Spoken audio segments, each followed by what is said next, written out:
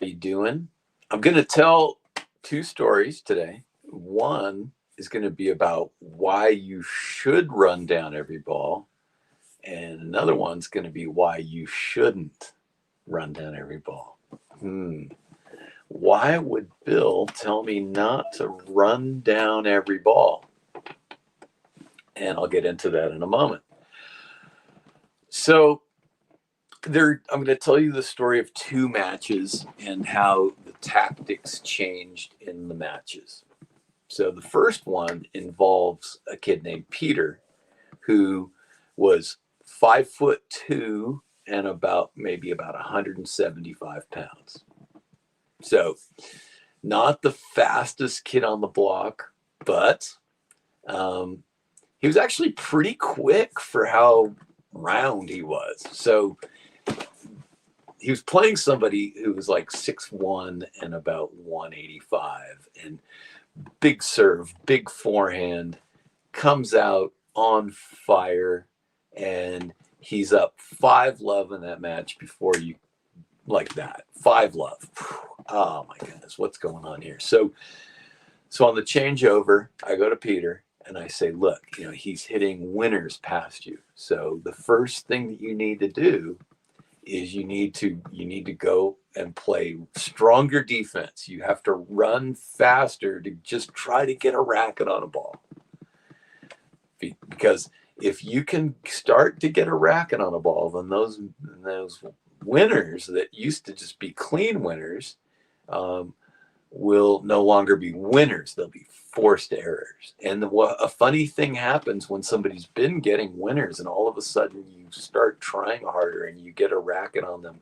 Maybe you return a few more balls.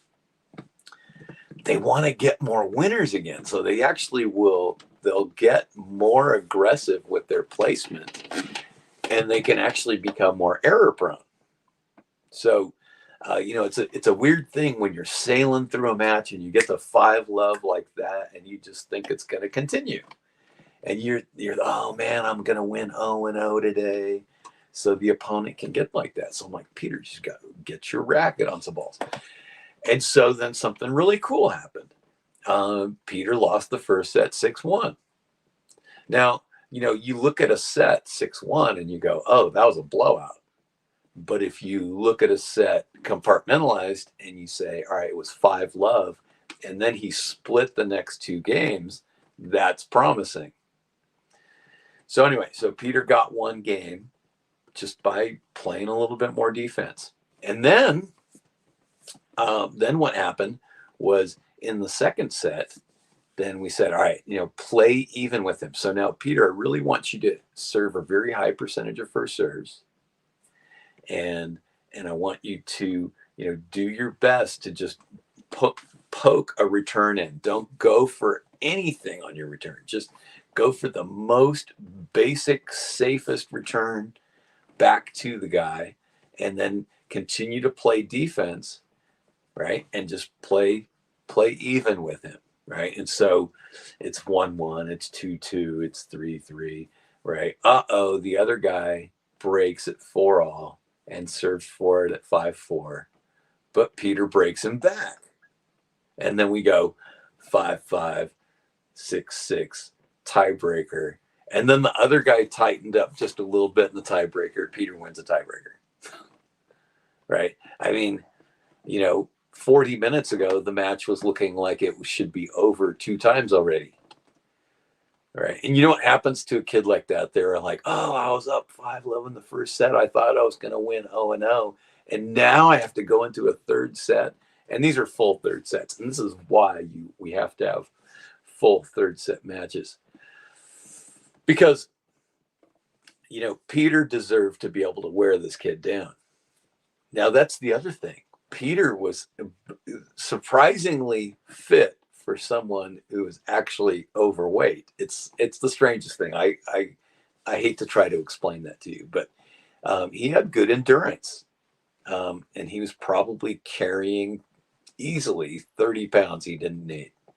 Well, anyway, so then what happened is the other kid started then all of a sudden just started imploding because he's trying for winners because he felt like he had to go back to that other thing. So then it was just a matter of just keep the pressure on. And so it's like this boa constrictor just tightening up on the guy. And so Peter ended up winning the third set 6-1. So that's a case for playing maximum defense. And that is not my favorite way to see somebody win. Right. But one of my tenets in strategy is all the strategy in the world won't help you if you're getting your butt kicked.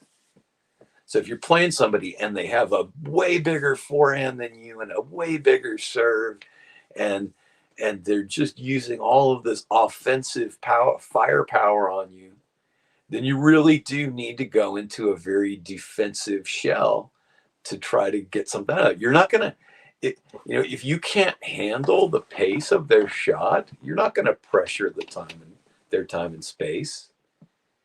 You're also not going to pressure their movement, and you're going to find it difficult to disrupt their rhythm.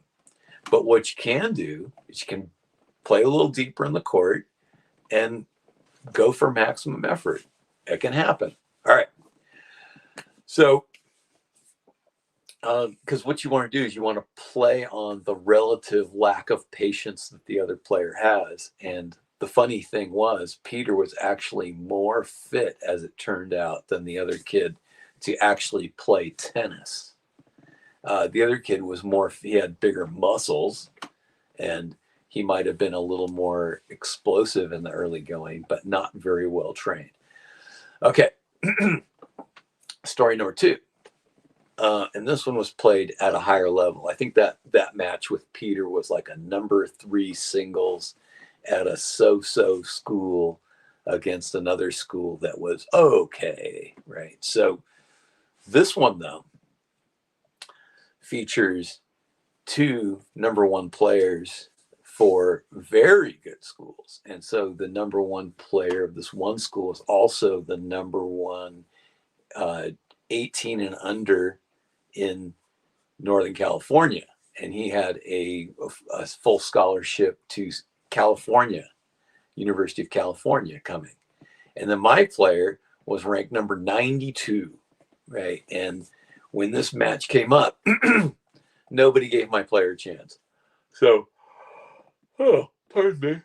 Giving up coffee today. Today's my first day without coffee, so there could be some yawning that happens. I'm sorry about that. Let me apologize for that. All right, so and you know what? I have to figure out how to do screen sharing here. What can I do? What's this? All right. I don't know what that is. All right, so I need to do screen sharing, but I don't know how to do this. All right, I'm not going to mess with that. All right, so here's the thing. The player who was number 1 in NorCal was incredibly fast. Definitely one of the fastest junior players that has played in Northern California ever. Just amazingly quick to the outside and really good at making angles. And my player was pretty quick, but he wasn't going to run with this kid. So if he were to go and just say, okay, I'm going to run down one more ball, well, he's playing into exactly the plan that would work best for Ty, the other kid. So Stefan is not going to run down every ball because that would be dumb. It would be not smart thing to do. So the game plan was to keep the ball ever so slightly cross court, right? So if you have A, B, C, D, then Stefan's going to hit into B and C all the time. Well, not all the time. I'll tell you when he's not going to. But if there's a rally going on from the baseline, very slightly cross court, because if he hits very soft, very slightly down the line, if he's playing a shot that's on the deuce side and he hits a ball to C, well, then Ty is either going to be able to hit a runaround forehand inside out and change the direction and make Stefan run a lot, or you're just going to turn and hit a backhand and do that. So that would mean even more running for Stefan. But if he gets that ever so slightly cross court to B from the forehand side, then the angles are taken away. All right. And then same thing on the backhand, he's going to go to C. If he were to hit the B, big mistake, inside forehand, change direction, forget about it. You just got yourself a two-way ticket to Runsville. All right. So then Stefan is being as patient as he can be. He's trying to hit it very slightly cross court, and he's waiting for a short ball. And as soon as he gets a short ball, he's going to hammer it. All right. He's going to go for a winner. But if he forces an error, that's fine. But this is where having that ability to suddenly shift into an offensive mindset is really important. You have to be hunting for the short ball. This is what good players do. They don't leave opportunities on the table. So Stefan understood that Ty is so fast that, his shot's going to have to be 70, 80, 90 miles an hour if he's going to have a chance to get a winner or a forced error. If he hits anything slower than that, Ty just gets over there easily and just makes the next shot. No big deal. So as it stood, Ty won the first set 6-3, which most people would have expected the set to be, 6-0 or 6-1 based on the rankings and how good Ty was.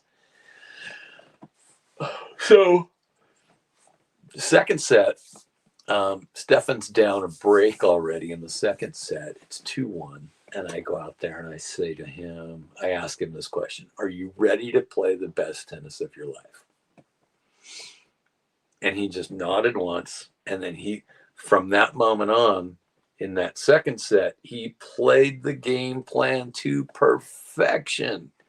And he came from 2-1 down to win the second set 6-4. And everybody was stunned. Nobody could believe it. There was a buzz. You could not, you wouldn't have expected that there'd be a buzz around this match. So people are watching with great interest now because Stefan just kept that ball centered. And then he'd get a short ball and he would either go down the line as hard as he could, or he would go for a short angle, heavy topspin ball, hit as fast as he could and in, and won the second set. It was kind of a miracle. It was pretty awesome. But it really was about tactics and 100% dedication to the game plan and risk-reward ratio. Yeah, sure, Stefan missed a few of those times that he was going for a winner. He did. He missed some. We weren't going for consistency. Consistency would have killed him. There's no way he would have won the second set just by trying to keep one more ball in. Then he would have been the victim of the anaconda slowly wrapping him up with, choking the life out of him. So as it stood, though, the fact that Ty had been, training longer, more, and had much better conditioning, then Stefan did not win the match. But winning that set was a bit of a moral victory, and it showed how, having a good game plan and being and taking away the strength of your opponent, and also using tools that you have to be able to hit certain shots, that will give you an advantage. That's important. You have to be able to plan for that, and you have to commit to it. You have to hunt for the shot that you want, and there's no hesitation. There's no thinking. It's like, here's the ball I want. Boom, go for it. So, but I have to tell you this, because there was this one moment where we just realized that Ty was too good. So He played one of these amazing points again where he centered it. He got the short ball. He hit a ball with heavy topspin that landed near the side tee. All right, so you have the middle tee and you have the side tee out to the forehand side. And Ty hit one of those shots where he was about 5 feet wide of the devil's alley. He got out there with his speed and he hit a ball that was out until it landed in the very corner of the court around Stefan. And everybody went, okay, that's too much. So that made it 4-1. And then I'm pretty sure it ended up as a 6-1 loss in the third. But even so, it's, getting that set. And then here's what Ty said. Ty said that was the toughest high school match he had ever played. So anyway, that's one of the reasons why I like high school tennis, is because there are some good players who play it. Some very good players who have Division I scholarships waiting for them play high school tennis. Now, in some areas, there aren't that many. And so, yeah, in some places, there just isn't a good match to be had, but maybe you can talk to your coach and just play the matches or something. But anyway, I digress. Man, this coffee thing's getting to me. I might have a little half a cup later. But anyway, use your social digital currency, right? Press like, subscribe, share. Then people can see me yawning all over the place. And Tennis Strategy 101 is in the queue. It's ready. It's in the queue. All right. So thank you very much, and we'll see you in the next one.